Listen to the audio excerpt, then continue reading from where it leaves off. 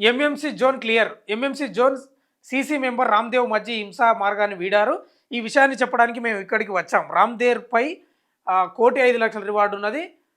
ఛత్తీస్‌గఢ్ ప్రభుత్వం లొంగిపోయిన మావోయిస్టులకు మంచి పునరావాస పథకాన్ని అమలు చేస్తున్నది. మేము ఒకటే చెప్తున్నాం. హింసా మార్గాన్ని వీడి ప్రధాన స్రవంతిలో చేరాలి. అభివృద్ధి, రాష్ట్ర నిర్మాణంలో పాలు పంచుకోవాలంటారు.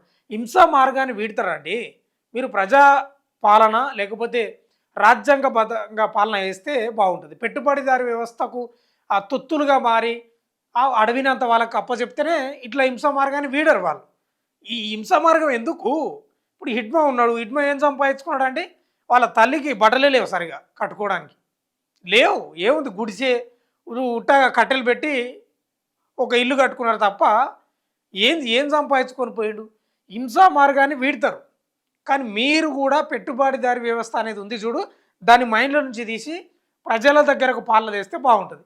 ఆ హిడ్మా చచ్చిపోయిండో లేదు, మైనింగ్ అది స్టార్ట్ అయినాయని వార్తలు కూడా వస్తున్నాయి. అదే వాళ్ళేం సంపాదించుకోనికనో లేకపోతే వెనకేసుకోనికనో బిల్డింగ్లు కట్టుకోనికనో బెంచ్ కార్లలో తిరగనికనో లేకపోతే ఇంకేదో చేయనికే కాదు కదా.